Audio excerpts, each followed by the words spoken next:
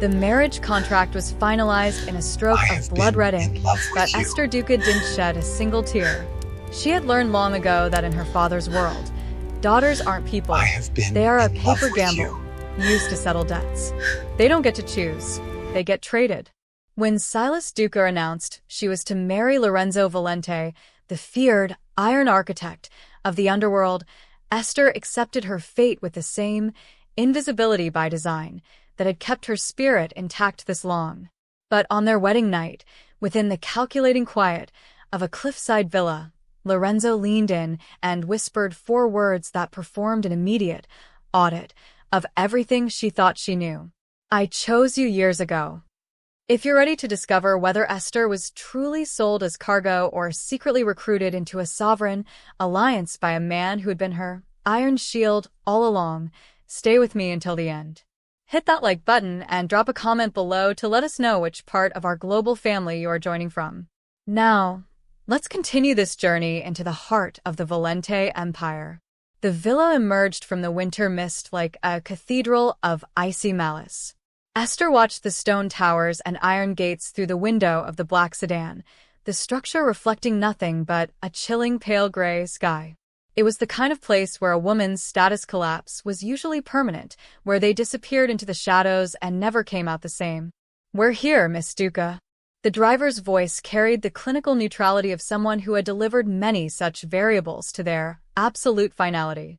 Esther didn't answer. She smoothed the fabric of her dress, her expression a mask of immovable grace, even as her heart beat with a frantic, rhythmic tension. Her reflection showed a woman who had mastered the art of being a ghost, her hair pulled back with a disciplined vigilance that hid the vulnerable giant beneath. She possessed nothing but a small silver cross and a legacy of silence. She walked toward the heavy oak doors, believing her life was over, unaware that her physical ascent had just begun. The heavy oak doors of the Valente villa closed behind Esther with a sound of absolute finality, a deep, resonant thrum that seemed to vibrate through the very soles of her feet. She stood in the grand foyer, her white bridal veil a shattered icon of her father's treachery, feeling the weight of the silence. It wasn't the empty silence of an abandoned place. It was a calculating quiet, a pressurized stillness that felt as though the house itself was performing an audit of her presence. Esther didn't move at first. She remained a vulnerable giant in the center of the vast space, her eyes scanning the architecture.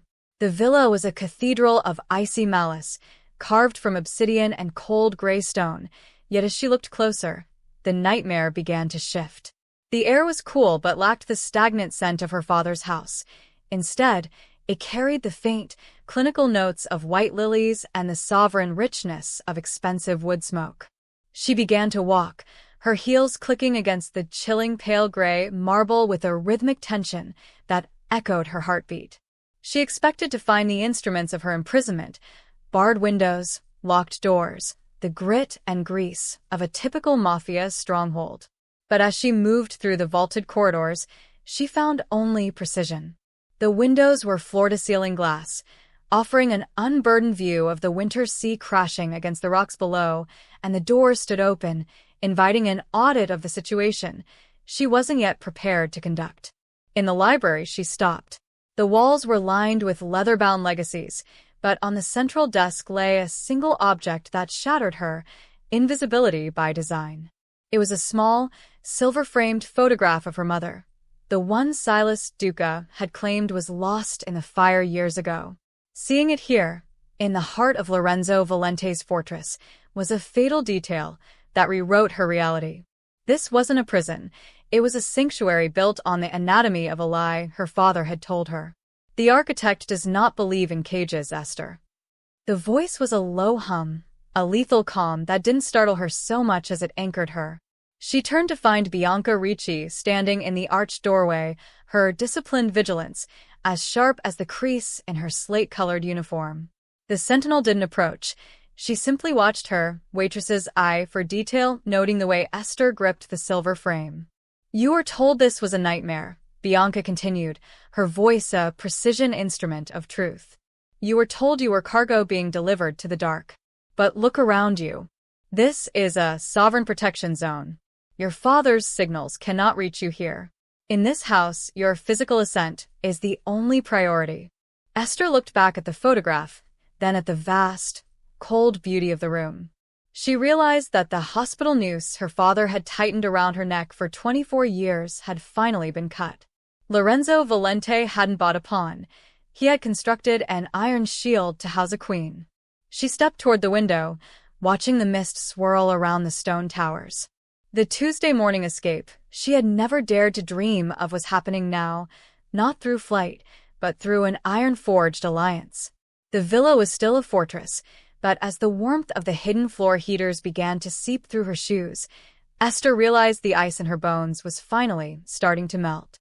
She was no longer a ghost hiding in the shades of gray. She was in the heart of the Empire, and the reckoning was no longer a fear, it was a promise. The calculating quiet of the villa shifted as Lorenzo Valente stepped into the library, his presence instantly recalibrating the room's gravity. He had discarded his wedding jacket, his silk shirt sleeves rolled back to reveal the edge of a dark, intricate tattoo that looked like a shadow's reflex frozen in ink. He didn't approach Esther with the frantic energy of a new groom. He moved with a lethal calm that signaled an absolute finality. Esther still held the silver-framed photograph of her mother, her fingers tracing the edge of the metal as if searching for a fatal detail that would prove this was another one of her father's cruel illusions. "You're wondering how it got here," Lorenzo said, his voice a low vibration that seemed to anchor her to the floorboards. He walked toward a heavy obsidian cabinet, his movements possessing a sovereign precision. He didn't look back as he spoke. "Your father told you it burned in the fire at the summer estate. He wanted you to believe you had nothing left of her, that your only sense of self was the one he allowed you to have." Lorenzo withdrew a thick, leather-bound ledger and placed it on the desk. He didn't open it. He simply rested his hand upon it, his expression performing a silent audit of the situation. "Silas Duca believes he is a master of the anatomy of a lie," Lorenzo continued, his chilling pale gray eyes locking onto Esther's. "He spent 24 years treating you as a paper gamble, a variable he could liquidate whenever his debts became too heavy. But he made a catastrophic error in his calculations. He didn't realize that for every move he made to break you, I was performing a clinical sabotage from the shadows." He flipped the ledger open, revealing a meticulously documented chronology. It wasn't just data, it was a record of disciplined vigilance. Esther leaned forward, her waitress's eye for details scanning the entries. There were dates of her father's secret meetings, lists of the men Silas had tried to sell her to before Lorenzo intervened, and bank transaction logs showing how Lorenzo had systematically outbid her father's rivals to keep her within reach. "I've been your iron shield for 3 years, Esther," Lorenzo whispered, the words falling like heavy silk into the room's pressurized silence. "When your father tried to send you to the Russo family in Naples, it was my fleet that blocked their shipments until they backed out of the deal. When he tried to isolate you after your mother died, it was my signals that kept the local staff loyal to you instead of him. Every time you felt a sudden, inexplicable shift in the wind that kept you safe, that was me." Esther felt a slow-burn tension ignite in her chest. She looked from the ledger to the man standing before her. For years, she had survived through invisibility by design, believing she was a ghost navigating a world of monsters alone.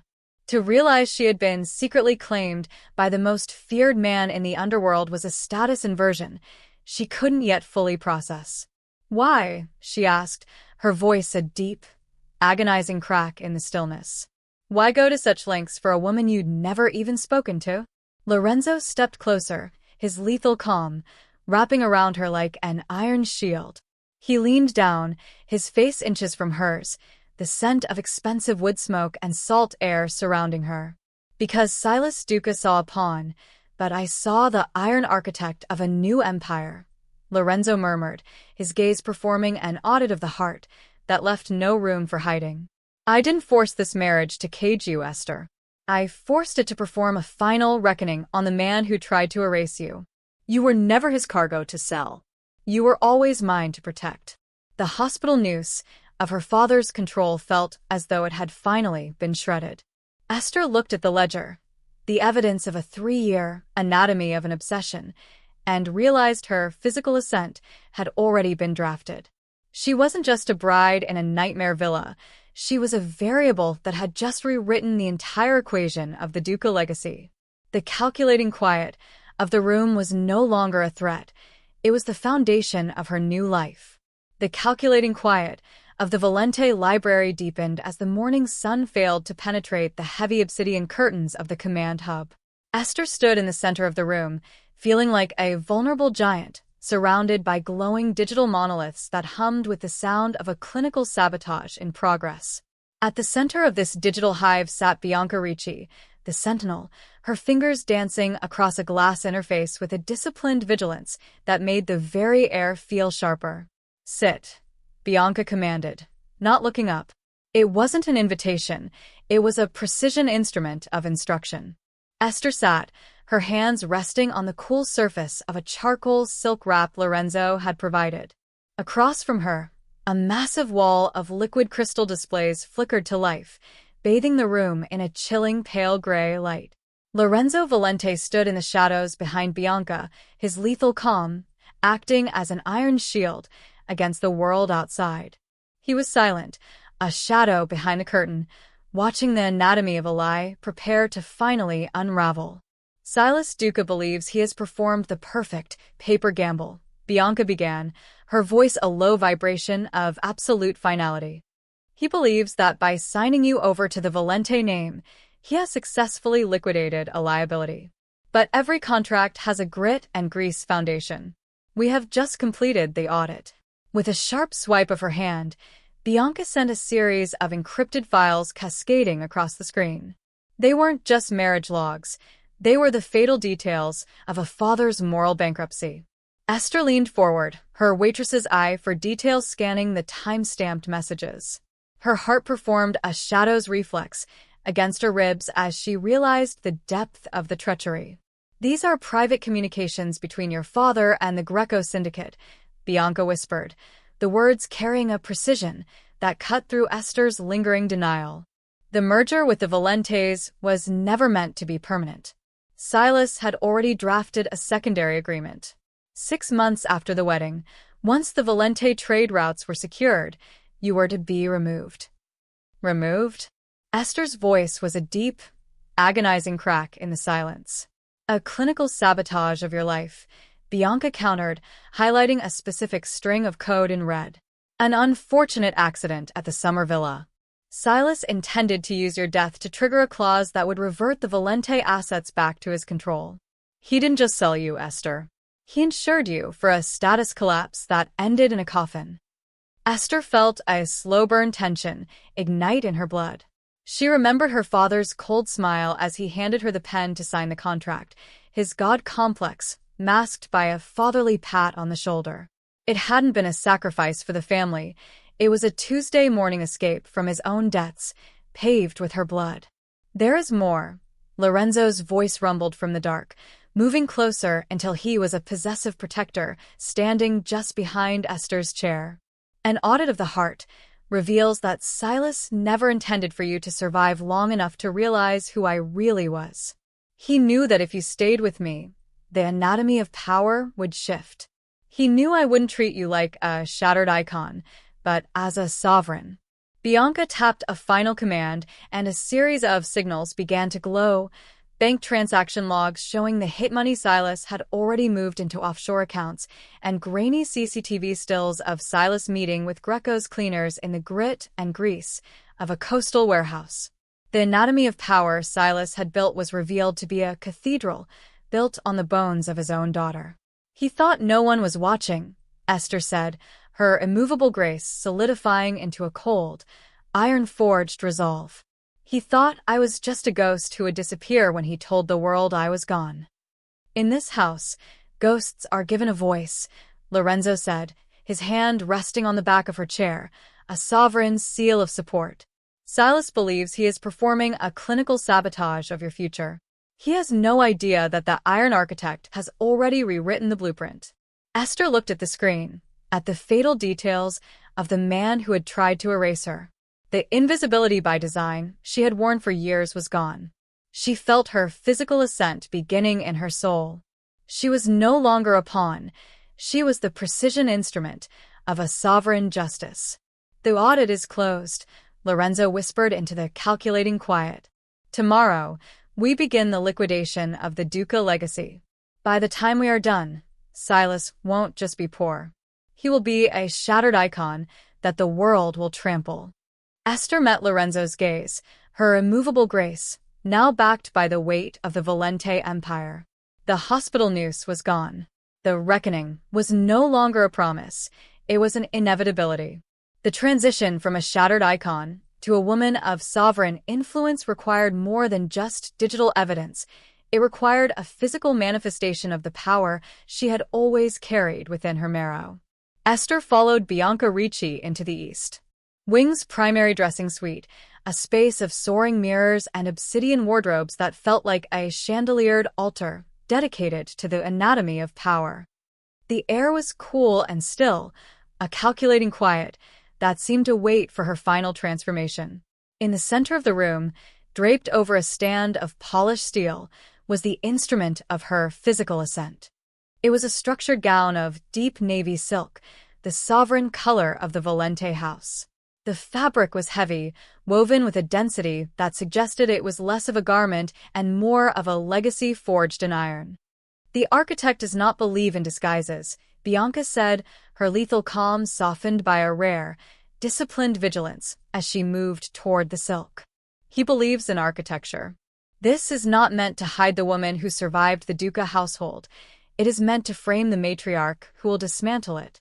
Esther looked at her reflection, still wearing the simple, expensive black dress of her mourning-appropriate arrival, the uniform of her invisibility by design. It was the fabric of a ghost, the camouflage that had allowed men like Silas Duca to treat her as mere cargo.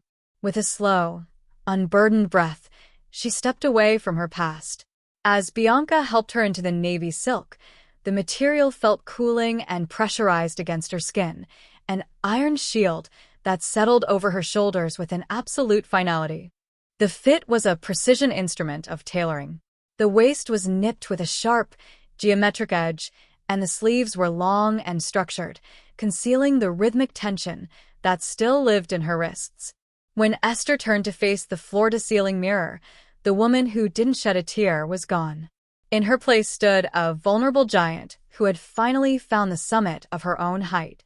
Bianca began to work on Esther's hair, pulling it back from the anatomy of a lie that had been her scalp into a severe, elegant crown. She didn't use the simple pins of a daughter in hiding.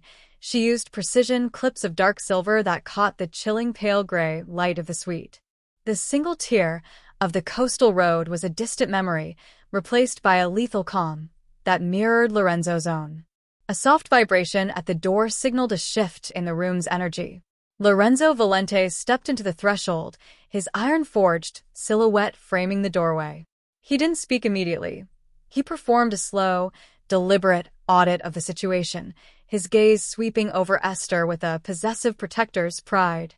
"The hospital news of your father's house looks poorly on you, Esther," Lorenzo murmured, his voice a low vibration that felt like a sovereign command. "But this is a precision fit. You are no longer the ghost in the black sedan. You are the Valente matriarch, the one who will oversee the clinical sabotage of every man who mistook your silence for weakness." Esther met his gaze in the reflection. For the first time, she didn't look away to maintain the peace. Her immovable grace was now backed by the anatomy of power. She reached up, touching the lapel of the navy silk, feeling the iron-forged foundation of her new life. "Silas thinks I am his paper gamble sitting in a cage," Esther said, her voice a precision instrument of calm. "He thinks I am a variable he can liquidate in 6 months. Let him believe in his Tuesday morning escape for a few hours longer," Lorenzo replied, moving to stand behind her, his hand resting near her shoulder, an iron shield in human form. "By the time he sees you again, your physical ascent will be his status collapse. Today, Esther, the world sees you, and the legend of Silas Duca will find its absolute finality. Esther took a final look at herself. The vulnerable giant had reached the peak. As she walked beside Lorenzo out of the dressing suite, the calculating quiet of the villa followed them like a sovereign escort. The anatomy of power had shifted, and the reckoning was no longer a plan. It was a reality she was wearing. The calculating quiet of the Moon Estate had shifted from a sanctuary of transformation into a war room of digital, absolute finality. In the heart of the command hub, the Wolves, Lorenzo's elite network of ghost shifters, began the clinical sabotage of Silas Duca's reality. Esther stood beside Lorenzo, her navy silk suit casting a sovereign reflection against the wall of monitors as she watched the anatomy of a lie that was her father's life begin to hemorrhage. The legend believes his foundation is made of iron, Lorenzo murmured, his lethal calm acting as a pressurized weight in the room. He doesn't realize he built his house on the grit and grease of your silence, Esther. Tonight, we collect the debt. With a rhythmic nod from Lorenzo, Bianca Ricci triggered the first sequence. Across the city, the signals of Silas's influence began to flicker and die. It started with his iron-forged line of credit. At a private auction house where Silas was currently attempting to finalize the purchase of a territorial deed, a Tuesday morning escape from his mounting domestic pressures, the transaction didn't just fail, it vanished. The screen in the command hub captured the fatal detail of Silas's face through a hidden feed. His god complex flickered, his brow furrowed in a contorted snarl as the auctioneer politely withdrew the bidding paddle. Silas's voice, though unheard, was visible in the frantic vibration of his jaw. He was shouting, asserting his status as a pillar of the underworld, unaware that his status collapse was already being broadcasted to the daughter he had tried to delete. He thinks it's a temporary glitch, Bianca noted, her disciplined vigilance never wavering from the scrolling code. He hasn't noticed that his offshore accounts have been rerouted into a sovereign escrow. He is currently worth less than the blood-red ink he used to sign your marriage contract, Esther. As the sun dipped below the coastal cliffs, the clinical sabotage moved into the professional sphere. Lorenzo's wolves initiated a shadows reflex within the Duca family's internal server. Encrypted files, the fatal details of Silas's double dealings with the Greco syndicate, were silently deposited into the inboxes of the High Council. Each file was a precision instrument designed to dismantle his legacy with absolute finality. Esther watched as her father's private shipping logs went dark, replaced by a chilling pale gray screen. His professional signals were being liquidated one by one. By the time Silas reached his townhouse, the hospital noose of his own greed had moved from his business to his sanctuary. The digital locks refused his biometric scan. His sovereign luxury was now a cathedral of icy malice that had locked him out. He is looking for a door that no longer exists, Lorenzo said, his dragon-tattooed hand resting near Esther's, an iron shield of shared intent. He treated you like a shattered icon he could break at will. Now, he is learning that without his title and his gold, he is nothing more than a break-line perishment in the history of the city. In the glowing light of the monitors, Silas was seen standing in the rain, fumbling with a dead phone, his wide-eyed exhaustion, a mirror of the trauma he had inflicted on Esther for years. The arrogance that had allowed him to treat her as cargo was gone, replaced by a primal desperation that clawed at his throat. He was no longer a god. He was a variable that had been deleted. Esther felt a slow-burn tension settle into a cold, iron-forged peace. The invisibility by design she had worn for years was fully dismantled. She wasn't just watching a villain fall, she was witnessing the anatomy of power being rewritten in her favor. The audit is nearly complete, Lorenzo whispered into the calculating quiet. The gala is soon. He will go there seeking an ally to save his sinking ship. But he will only find a reckoning, waiting in navy silk. Esther met Lorenzo's gaze, her immovable grace, now backed by the weight of the Iron Architect. The hospital noose was gone, and as the digital wolves finalized the liquidation of Silas's world, she realized that her physical ascent was only just beginning. The city was quiet, but beneath the surface, the Iron Architect and his partner were already drafting the blueprint for the final status collapse. The grit and grease of a crumbling reputation had left Silas Duca in a state of frantic, uncoordinated motion. Within the sterile, pressurized walls of his private study, a space that now felt less like a sanctuary and more like a hospital noose, the man paced with a rhythmic tension that bordered on the manic. His God complex was screaming, a deafening internal noise that refused to acknowledge the clinical sabotage already dismantling his world. He looked at his desk, where the signals of his ruin were piling up: frozen accounts, diverted shipments, and a series of absolute finality alerts from his former allies. He didn't see the fatal detail of the small, obsidian-black sensor embedded in the mahogany trim of his bookshelf, nor did he realize that every sharp, desperate breath was being logged as an audit of the situation by Bianca Ricci. "It's him," Silas hissed to the empty room, his voice a deep, agonizing crack in the silence. "Valente thinks he can steal my greatest asset and keep her. He thinks he can rewrite the legend. If I reclaim Esther, I reclaim the leverage. If I delete the variable, the equation balances again." He sat at his terminal, his fingers trembling as he began to initiate a shadows reflex, a desperate attempt to contact the low-level enforcers he still believed were loyal to the Duca name. He wasn't just planning a kidnapping. He was constructing an anatomy of a lie so dense he believed it would act as an iron shield for his remaining influence. He typed with a lethal calm that was entirely manufactured, sending encrypted coordinates to the Valente Villa's rear service entrance, claiming he had an inside signal that would allow him to extract Esther before the merger became irreversible. Miles away, in the calculating quiet of the Moon Estate's command hub, Bianca Ricci watched the words appear on her screen in real time. Her disciplined vigilance was absolute. She didn't flinch as Silas's desperate messages scrolled past, each one a signal of a man attempting a Tuesday morning escape from his own moral bankruptcy. Beside her, Lorenzo Valente stood with his arms crossed, his chilling pale gray eyes fixed on the digital feed, while Esther watched with an immovable grace that had been forged in the fire of her father's betrayal. "He is digging his own cathedral of icy malice," Bianca murmured, her voice a precision instrument of cold observation. "He believes that by staging this rescue, he can perform a status collapse on our investigation.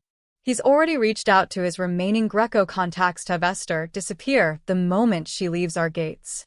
Lorenzo didn't move, but the air around him seemed to thicken with a sovereign authority. "He thinks he is playing a paper gamble with a ghost," Lorenzo said, his voice a low vibration that carried the weight of a reckoning. "He doesn't realize that Esther is no longer his cargo. Every move he makes to reclaim her is just another brick in the prison we are building for him." In his study, Silas hit the send button with a flourish of God-complex arrogance, believing he had just initiated a clinical sabotage of the Valente alliance. He leaned back, a shadows reflex of a smile touching his lips.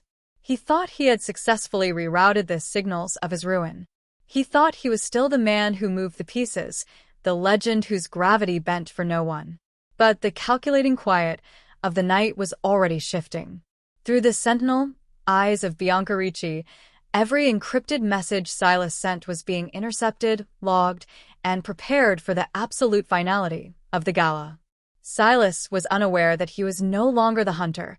He was a vulnerable giant caught in a web of his own grit and grease. "He's finished the sequence," Bianca reported, her fingers performing a final audit of the outgoing traffic. "He's heading to the Shilla Sol tonight, believing his iron shield is restored. He's even brought the navy blue tie he wears for victories." Esther looked at the screen, her eyes reflecting the cold digital glow. "Let him wear his tie," she said, her voice possessing a lethal calm that mirrored her husband's. "He thinks tonight is his iron coronation. He has no idea it's actually his status collapse. The reckoning doesn't just watch Bianca. It waits for the perfect moment to strike." Outside, the coastal road was swallowed by a chilling pale gray mist, oblivious to the anatomy of power being rewritten. Silas Duca stepped into his car, straightened his tie, and drove toward the city, unaware that the hospital noose around his neck was already being tightened by the very woman he had tried to erase. The signals were red, the audit was closed, and the Iron Architect was ready to close the curtains on the Duca legacy. The grand ballroom of the Silas Soul was a chandeliered altar of crystalline light and filtered ambition, a sea of shades of gray, silk, and sparkling diamonds where the city's elite gathered to perform their nightly audit of social standing. For Silas Duca, this gala was intended to be his iron coronation, the night he would use his manufactured anatomy of a lie to finalize the clinical sabotage of his daughter's reputation and secure his Tuesday morning escape from his debts. He moved through the crowd with a practiced lethal calm, adjusting his victory tie, unaware that the calculating quiet of the room was merely the pressurized silence before a reckoning. He stood at the center of a circle of high-profile investors and the Duca family's board of directors, his god complex radiating an unearned warmth. He was in the middle of a precision performance, speaking of the merger and the restraint he had shown in guiding his daughter toward her duty. But as he reached the climax of his false narrative, the signals in the room shifted. The orchestral hum was cut short by a deep, agonizing crack of feedback from the ballroom's massive projection screens. One by one, the investors didn't smile, they retreated. Their gazes moved from Silas's face to the screens behind him, where a fatal detail was being broadcasted to every soul in the building. It wasn't the keynote presentation. It was the audit of the situation, the encrypted communications with the Greco syndicate, the bank transaction logs showing hit money for Esther's removal, and the high-definition footage of Silas signing the blood-red ink contract with a smirk of icy malice. Silas froze, his face a mask of wide-eyed exhaustion, as he realized his empire was becoming a public execution. The anatomy of power he had built on the silence of others was liquidating in real time. Then, the heavy oak doors at the back of the ballroom opened, and the calculating quiet reached a fever pitch. Esther Duca stepped into the light, her physical ascent reaching its peak. She was draped in sovereign navy silk, her posture an immovable grace that made her unrecognizable to the man who had treated her like a shattered icon only days prior. She didn't walk like a victim. She moved with the lethal calm of a woman who held the audit of the city's future. Beside her, Lorenzo Valente moved like a shadow behind the curtain, stepped into the sun, his dragon-tattooed hand resting near hers, an iron shield of absolute authority. "The road is no place for a ghost, Father," Esther said, her voice a precision instrument that carried across the silent ballroom. Silas tried to speak, but his voice was a break-line parachment of stuttered excuses. He looked at the board members, seeking a paper gamble to save himself, but they turned their backs with an absolute finality. The chairman of the High Council stepped forward, his expression cold and clinical. "Silas Duca," the chairman stated, "the signals of your treachery are undeniable. Effective immediately, your assets are liquidated. You are no longer a pillar of this society. You are a liability we are deleting from the record." From the center of the floor, Silas watched as Esther approached. He looked small, a vulnerable giant whose hospital noose of lies had finally tightened around his own throat. The primal desperation on his face was a mirror of what he had inflicted on her, but Esther felt no hollow grief. She stood before him, the chandeliered glow reflecting in her eyes, which were now forged and unbreakable. "You thought my invisibility by design meant I was nothing," Esther murmured, her voice a low vibration of sovereign power. "You thought you could sign my life away in blood, and I would vanish into the mist. But the Iron Architect was watching, and your status collapse is just the beginning." As Lorenzo's security detail moved in to escort a broken, shouting Silas from the chandeliered altar, Esther didn't watch him go. She turned toward Lorenzo, her unburdened vigilance complete. The ghost at the gala was gone, and in her place was the matriarch. The anatomy of power had shifted, and the reckoning was now a matter of record. The calculating quiet of the Silas Soul ballroom had transformed into a clinical, pressurized vacuum. In the wake of his status collapse, Silas Duca had retreated from the chandeliered altar to the shadows of the service corridor, a brake-line parishment in a designer suit. He was no longer the pillar of the underworld whose gravity bent the room. He was a shattered icon, stumbling through the grit and grease of his own fear. The heavy security doors at the end of the hall remained locked, an absolute finality, orchestrated by Lorenzo's wolves. Silas turned, his primal desperation flaring like a dying ember, only to find the Iron Architect and Esther Duca waiting for him. They stood in the chilling pale gray light of the hallway, a sovereign duo that looked as if they had been carved from the mountain itself. Silas fell to his knees, the anatomy of a lie finally stripped away to reveal the coward beneath the god complex. "Please," he gasped, his voice a deep, agonizing crack that echoed against the sterile walls. "Esther, it was for the family. The debt was too high. I can fix this. I can make you the head of the Duca Foundation. I can give you the Tuesday morning escape you've always wanted. Just tell Valente the files were a mistake. Tell him the signals were crossed." Lorenzo didn't move, his lethal calm acting as a pressurized weight that seemed to crush the oxygen from the air. He reached into his inner pocket and withdrew a precision instrument, the obsidian black tablet that held the keys to Silas's total liquidation. He held it out to Esther, the dark ink of his tattoo catching the dim light like a shadow's reflex. "The audit is finished, Esther," Lorenzo murmured, his voice a low vibration of sovereign authority. "One touch, and the last of his signals are deleted. Not just his assets, but his life. I can trigger the final sequence tonight. I can make his hospital noose a permanent, lethal reality. The choice of absolute finality is yours."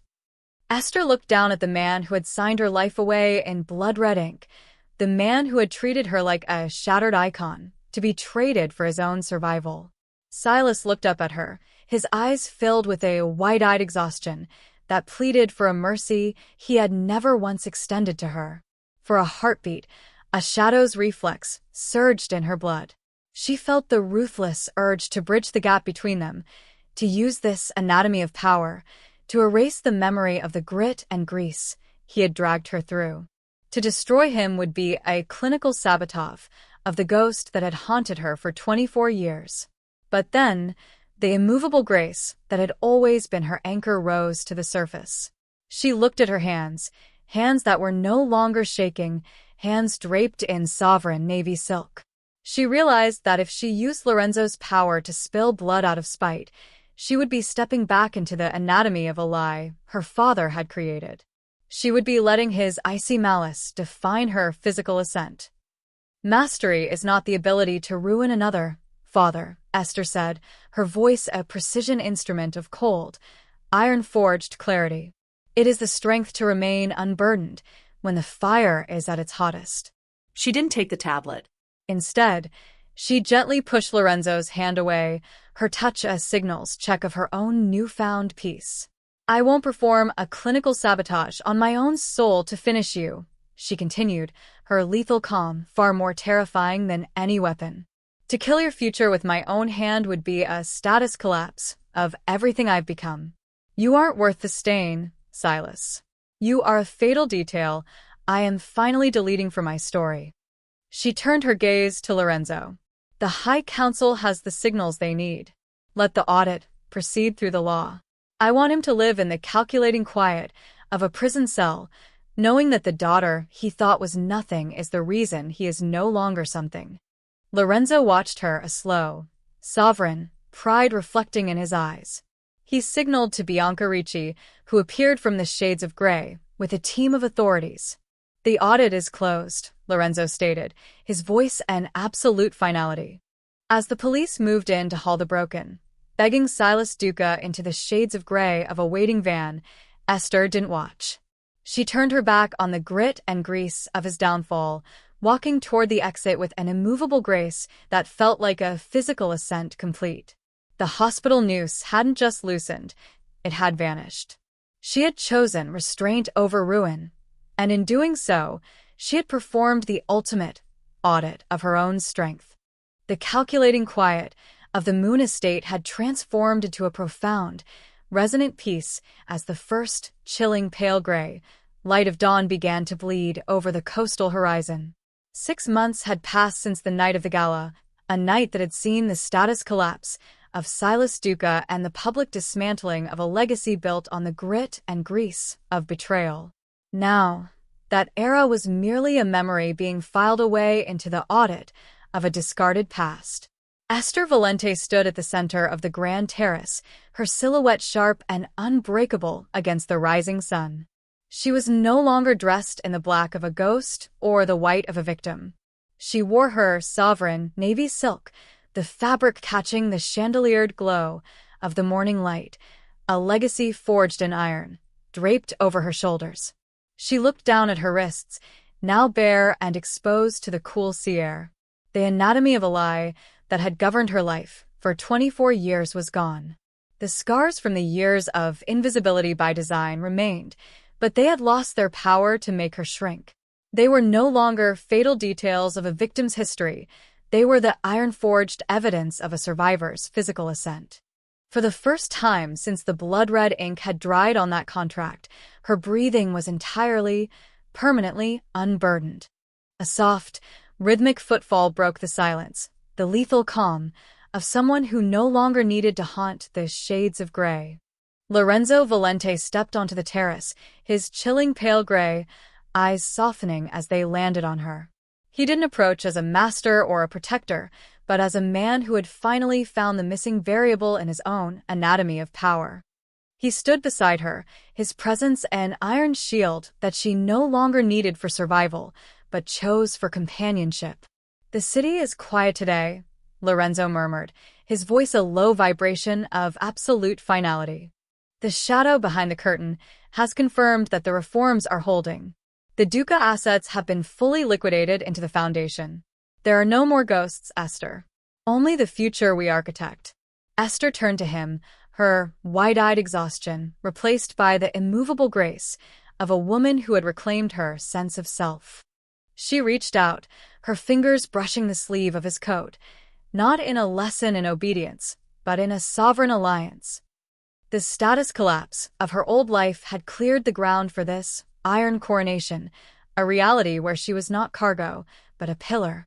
"I spent years thinking solace was a place I had to find," she said, her voice steady and forged and unbreakable. "I didn't realize it was a version of myself I had to become. My father didn't just sell me. He pulled me out of a life where I was drowning in the grit and grease of his expectations. He thought he was breaking me, but he only forced my physical ascent." Lorenzo placed a hand on the small of her back, a gesture of sovereign protection that felt like a homecoming. They stood together, looking out over a winter sea that was no longer a nightmare, but a canvas for their shared mastery of control. The anatomy of power had shifted irrevocably. Esther Valente was not invisible. She was not hiding. She was the iron shield of the Valente Empire, loved completely and respected fiercely.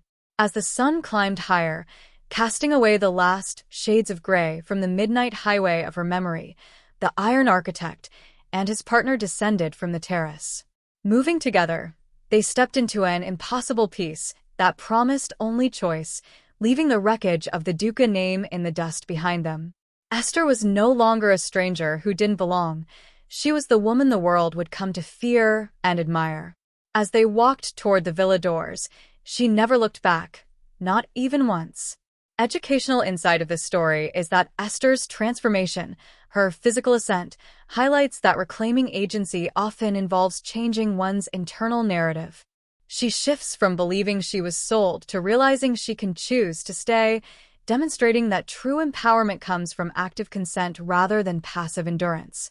By choosing restraint, Esther breaks the cycle of violence. She proves that mastery over oneself is a higher form of power than mastery over an enemy. The ending, or the sovereign legacy, focuses on building an impossible peace. It teaches that while we cannot choose our origins, the grit and grease of our past, we have the power to architect a different future for the next generation, ensuring they grow up unburdened by the trauma of their parents. Stay blessed, like and subscribe for the next twist.